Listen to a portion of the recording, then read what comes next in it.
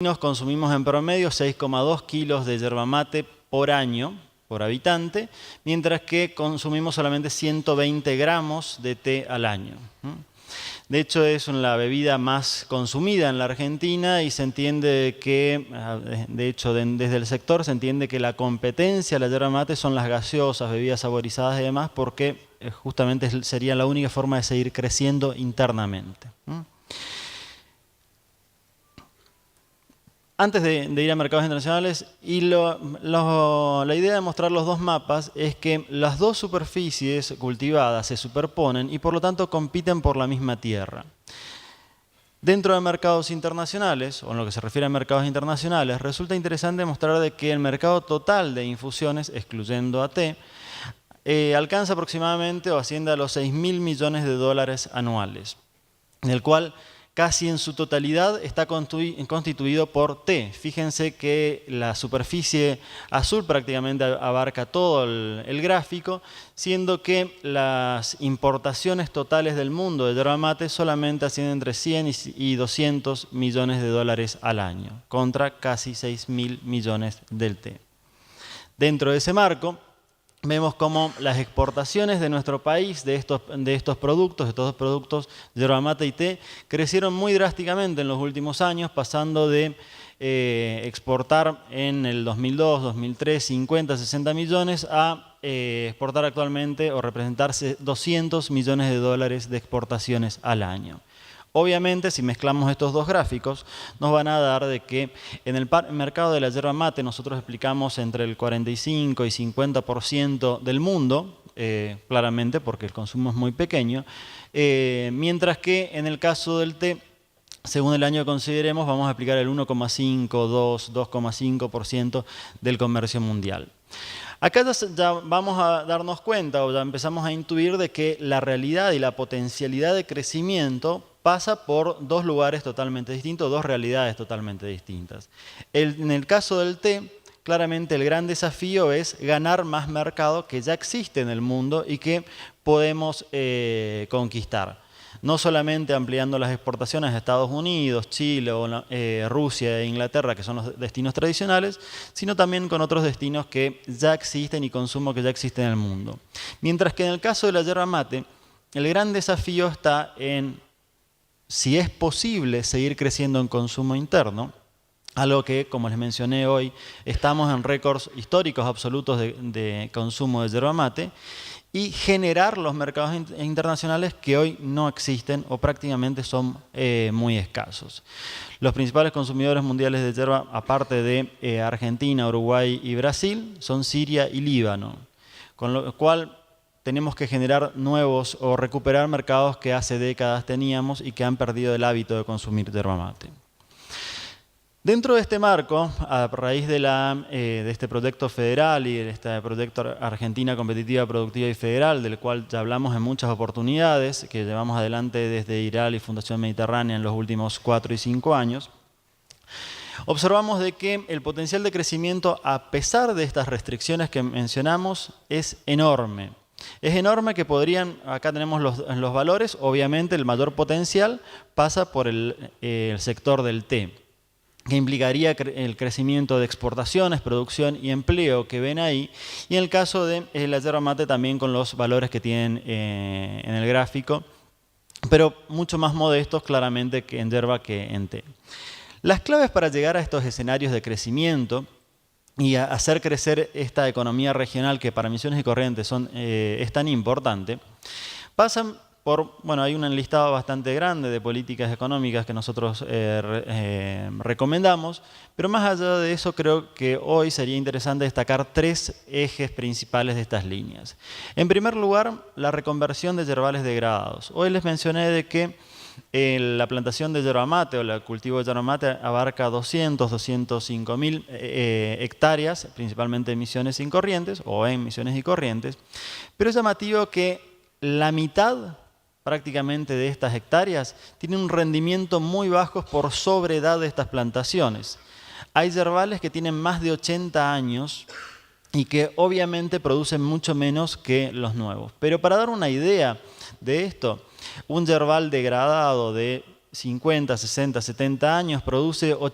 entre 500 y 800 kilos de yerba por hectárea. Un yerbal de alto rendimiento y mucho más intensivo puede llegar a producir entre 20 y 25 mil kilos por hectárea. Ese es el diferencial. Por lo tanto, tenemos muchísimo que podemos hacer solamente aprovechando más los recursos que tenemos y más inteligentemente. Por otro lado, obviamente estos mayores niveles de producción implicarían radicación o inversiones industriales. Y en este caso creo que es interesante destacar el caso de Forestoindustria, que hoy Inés mencionaba en algunas de sus filminas, en las cuales vemos que el sector forestal en toda la Argentina, pero principalmente también en el NEA, ha tenido un auge muy grande en los últimos 15 años, no por políticas de subsidios o por políticas de compras públicas y demás, sino principalmente por un mecanismo de estabilidad tributaria a mediano y largo plazo. Esto implica que los impuestos que se pagan, que paga la forestación, no las industrias, y es también un desafío de la forestaindustria, y creo que esto puede ser aplicado para el sector yerbatero y tealero, estas inversiones pagan exactamente los mismos impuestos que hoy a nivel nacional, provincial y municipal, en el caso de tasas municipales, por los próximos 10 años. Este horizonte o esta mayor certeza económica que se le brinda a los inversores ha permitido todo el auge de la forestaindustria en la Argentina. Creo que sin duda es un ejemplo que podemos llegar a extrapolar a este sector. Y por otro lado, claramente también políticas de inserción en mercados internacionales que, como venimos hablando ya hace bastante, y hoy también Inés se refirió bastante a esto. Dentro de este marco es interesante que el sector de la yerba mate o el sector de infusiones, casi como todos los sectores, ha generado en los últimos 10, 15 años una enorme estructura de ingeniería institucional de apoyo a estos sectores. En el caso de la yerba, tenemos el INIM, se los paso rápido porque la letra es chiquitita, capaz que no lo pueden leer, y les comento. En el 2002 fue creado por ley nacional el Instituto Nacional de la Yerba Mate, que tiene como principales funciones apoyar la producción, comercialización e industrialización de la yerba mate y estimular el consumo, pero llamativamente, más allá de todas las funciones que en teoría son muy buenas y plausibles, la realidad es que este instituto se terminó convirtiendo simplemente o casi simplemente, tiene algunas otras funciones que son destacables, pero casi simplemente en un instituto de regulación de precios mínimos a la materia prima. En un país, en un contexto en el cual sabemos que los precios de los productos finales están también regulados. A su vez, también fueron generados el Plan Estratégico Agroindustrial, el Plan Estratégico Agroindustrial 2, y a su vez también, hace 2 semanas, fue presentado en Misiones y Corrientes el Plan Estratégico de la yerba mate 2013-2028, que implicó 4 años de trabajo, muchas consultas y demás acerca de cuáles son las políticas para hacer crecer estos sectores, más de 250 instituciones y referentes consultados, etcétera, etcétera. O sea, una ingeniería institucional enorme, pero llamativamente, después de 12 años de construcción de instituciones teóricamente orientadas o pensadas para el apoyo sectorial o para el apoyo de este sector principalmente de la yerba, no tanto del té, los problemas siguen siendo exactamente los mismos. Seguimos discutiendo precios mínimos para la materia prima, seguimos discutiendo y debatiendo acerca de si es conveniente o no que haya precios regulados en los productos finales en las góndolas. Seguimos diciendo de que a pesar de ese crecimiento, seguramente también inflado por la regulación de precios a los consumidores, este crecimiento del consumo de yerba mate, hay una importante tendencia de cierre de secaderos y de molinos de yerba mate, donde a su vez no se ha hecho prácticamente nada por mejorar la productividad de los suelos de estos yerbales ya degradados, lo cual implica de que además nos encontremos con políticas comerciales de nuestros competidores, que son principalmente Paraguay y Brasil, muy agresivas para ganar mercados internacionales. Y además de esto nos encontramos con algunas propuestas a nivel nacional surgidas en el último mes, por ejemplo, que tomaron mucha fuerza, acerca de limitar las exportaciones de este sector. Es por eso que les decía de que muchas de las reflexiones que pasan por este sector creo que son aplicables a todos los sectores y ustedes lo van a entender. Y además de esto, ahora, teniendo en cuenta la experiencia del Instituto Nacional de la Yerba Mate, se quiere crear un Instituto Nacional del Té, orientado también a controlar los precios de la materia prima del té y regular este mercado. ¿Esto qué significa? Y acá ya me están apurando. Que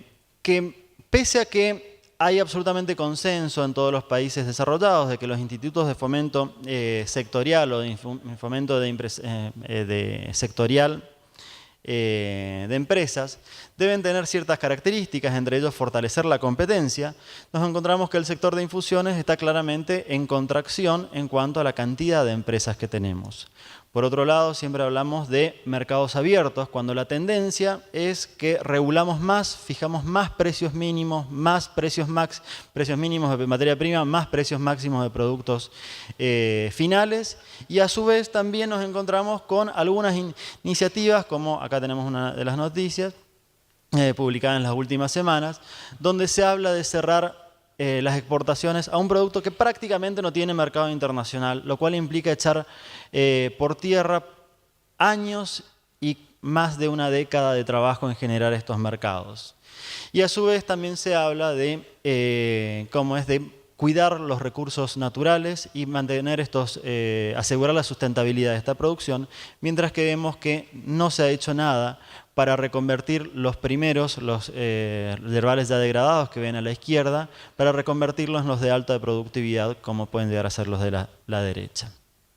Todo esto, bueno, redunda en una mayor fortaleza empresarial en un caso o menor fortaleza empresarial en el otro. Para terminar, simplemente, y recapitulando algunas de las cosas que mencioné, está clarísimo por todos nuestros informes, diagnósticos y los proyectos que llevamos adelante en los últimos años que el potencial de crecimiento es enorme. Es posible generar una enorme cantidad de empleo, es posible generar una multiplicación casi por 300% de las exportaciones, lo que implica mayor ingreso de divisas, pero esto implica en trabajar en fortalecer estas instituciones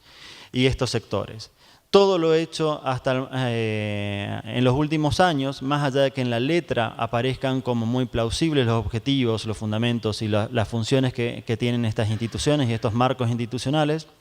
en la práctica han derivado en simplemente más controles y más regulación que llevó a la contracción de cantidad de empresas y calidad de empresas existentes pese al auge del consumo.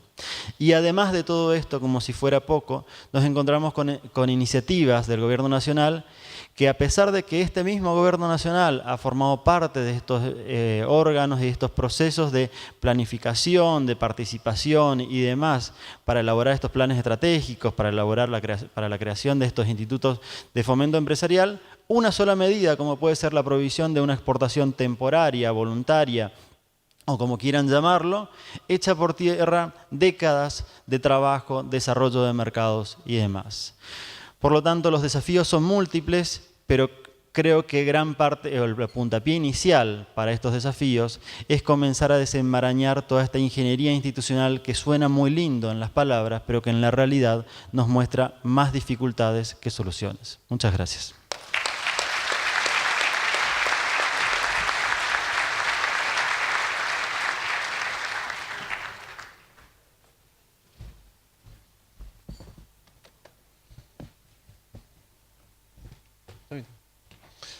Hola, ¿qué tal? Muy buenos días a todos, muy buenas tardes a esta altura. En primer lugar, mis felicitaciones por esta reunión y por los temas que se están discutiendo. Hay un amigo mío que dice que en la Argentina todos tenemos la misma concepción del largo plazo que una gacela en la sabana africana, que es que no me coman en los próximos 30 minutos y en el minuto 31 arrancamos de vuelta. Con lo cual estar discutiendo temas estructurales, como decía Ezequiel al principio, cuando en general nos consume la urgencia, me parece muy sano. Y además quería felicitar a la Fundación y a IRAL no solo por esta reunión, sino porque es muy difícil encontrar ámbitos de investigación y de compromiso con la economía real y hacerlo de manera sistemática y comprometer recursos para eso, tiempo y dinero, que no siempre es sencillo. Tengo 15 minutos, ¿no? ¿Cuánto tiempo? Porque dijeron tantas cosas Juan Manuel, Jorge y Gerardo que me hicieron reflexionar sobre otras que me gustaría comentarlas lo más profundamente posible. En primer lugar, cuando hablamos de cadenas de valor y hablamos de agregar valor, hay algo implícito que es que estamos hablando de industrializar de alguna manera. Cuando hablamos de industrializar, la obsesión de los países por la industria, si bien está un poco desfasada porque ahora se pueden incorporar a esta misma lógica otros sectores, tiene que ver con generar cada vez más empleo y sobre todo con generar innovación. Antes el lugar donde se innovaba era la industria. Y la innovación es sumamente importante porque es lo que nos hace crecer en producción por habitante.